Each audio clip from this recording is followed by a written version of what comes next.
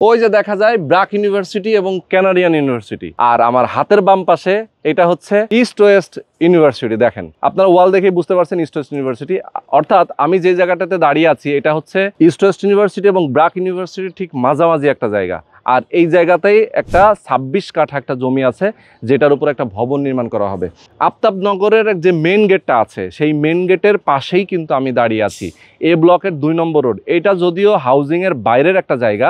আমার হাতের ডান পাশে এই জায়গাটা থেকে 60 ফিট জায়গা পরে গিয়ে কিন্তু মেট্রো রেলের যে মাটির নিচ দিয়ে যে মেট্রো রেলটা হবে ঢাকা শহরে, সেই মেট্রো রেলের একটা স্টেশন এখানে আছে। এবং ঠিক রাস্তার ওপাশে হাতির ঝিল, আপনারা অনেকে জানেন।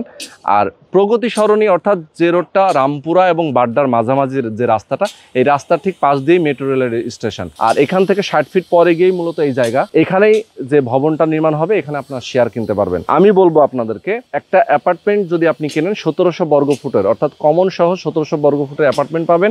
একটা পার্কিং সম্পূর্ণ ফ্রি থাকবে।